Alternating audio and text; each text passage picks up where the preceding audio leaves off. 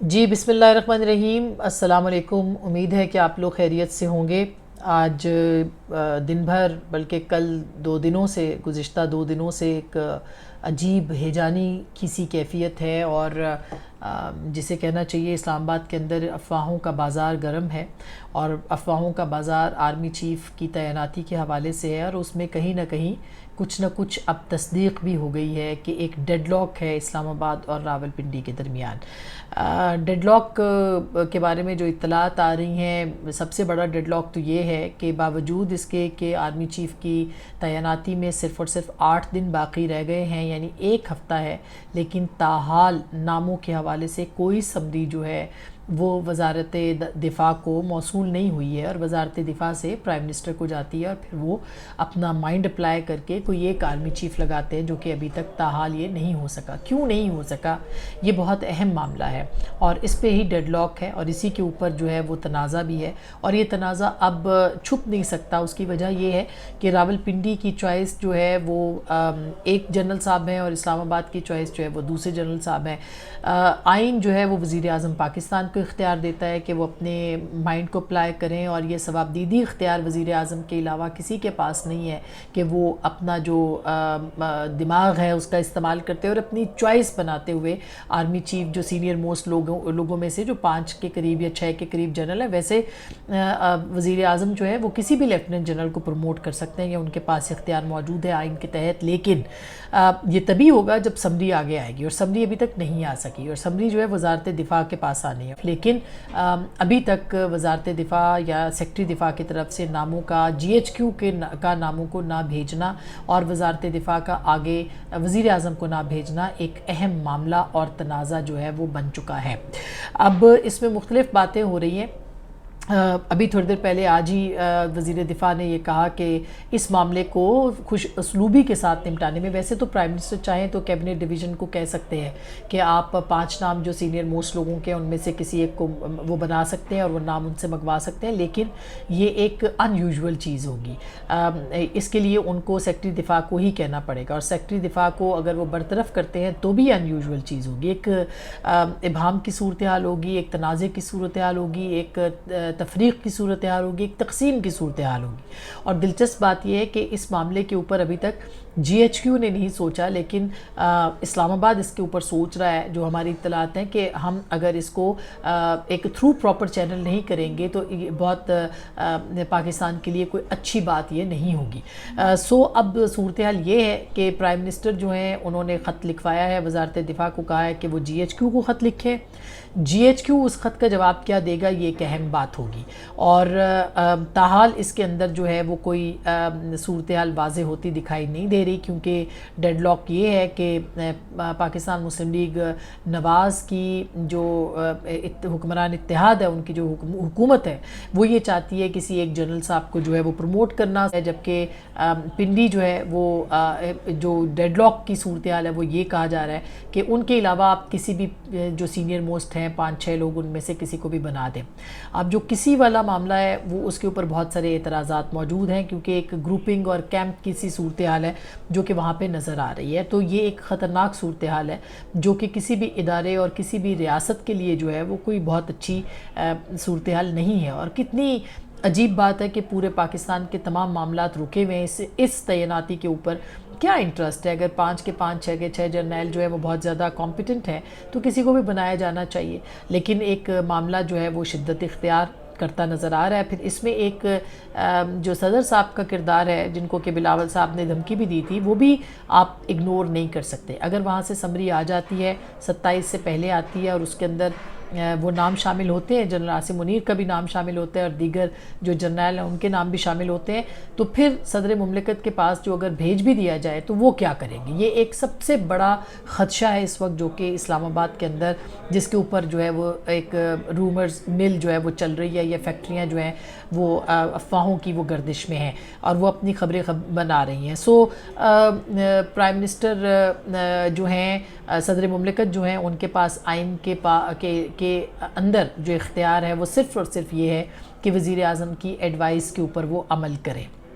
اور وزیر اعظم کے ایڈوائس کے اوپر وہ ادھر ادھر نہیں ہو سکتے، البتہ وہ اس کو ڈیلے کر سکتے ہیں، وہ اپنا مائنڈ اپلائی نہیں کر سکتے۔ وہ آرٹیکل 243 کی سیکشن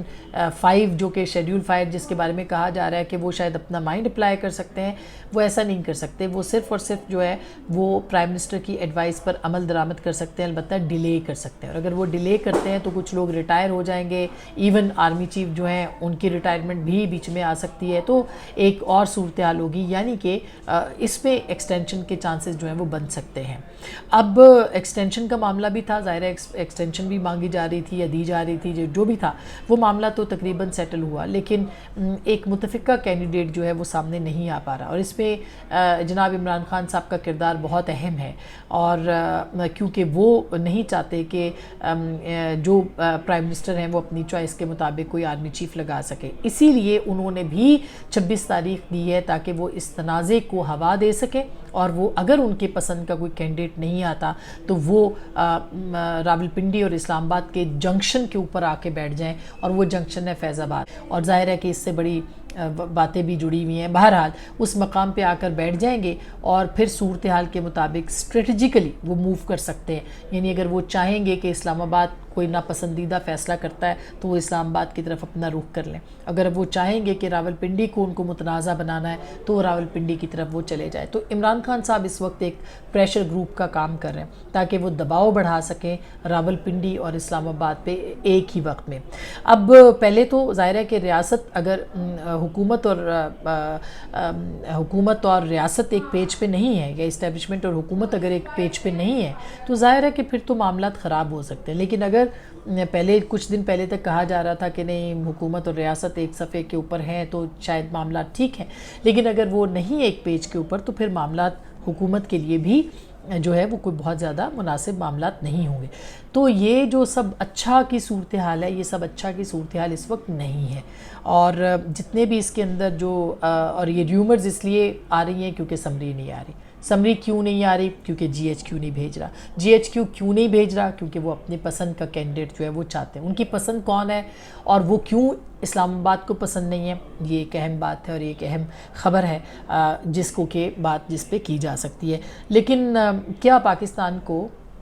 یا پاکستان جیسا ملک جو کہ اس وقت معاشی صورتحال سے دوچار ہے، کیا وہ یہ افورڈ کر سکتا ہے کہ آپ اس طرح کے تنازعات میں جو ہے وہ جائیں؟ 2018 اس سے پہلے اس کے بعد اسٹیبلشمنٹ کا جو کردار رہا ہے وہ کوئی ڈھکا چھپا کردار نہیں ہے، اور اگر اب بھی آپ اے پولیٹیکل نہیں ہوتے اور یہ اختیار آپ وزیر اعظم کو نہیں دیتے، اگر ان کی جگہ عمران خان صاحب بھی ہوتے تو یہ اختیار ان کے پاس ہونا چاہیے تھا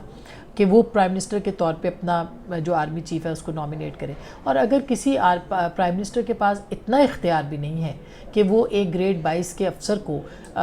جو کہ سپاہ سالار ہے اس کو وہ نامینیٹ کر سکے اور اس کو وہ بنا سکے، آرمی چیف بنا سکے، اور اپنی پسند کا آرمی چیف، یا پسند کا کہنے کا مقصد یہ ہے کہ جن کو وہ سمجھتے ہیں کہ وہ سینئر موسٹ ہے، یا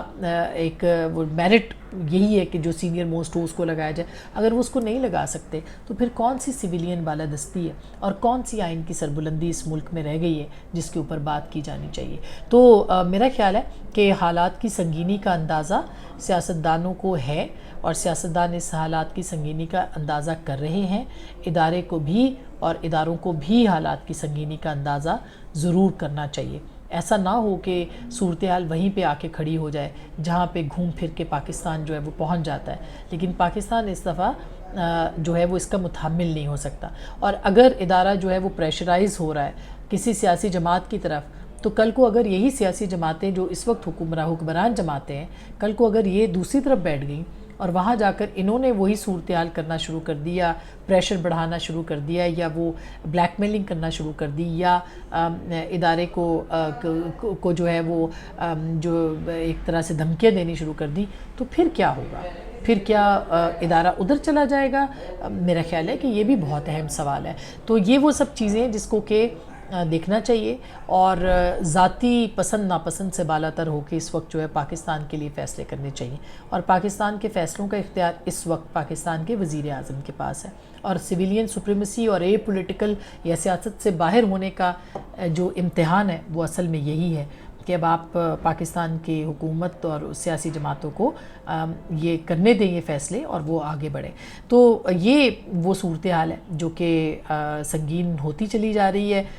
اور اس کو کسی نہ کسی طریقے سے اس اونٹ کو خیر کی طرف جو ہے وہ بیٹھنا پڑے گا، اسی کروٹ بیٹھنا پڑے گا، ورنہ اس کے علاوہ پاکستان جو ہے وہ کسی قسم کے تصادم کا متحمل نہیں ہو سکتا. اب تک کے لیے اتنا ہی. اپنا بہت خیال رکھیے گا. اللہ نے کے بعد.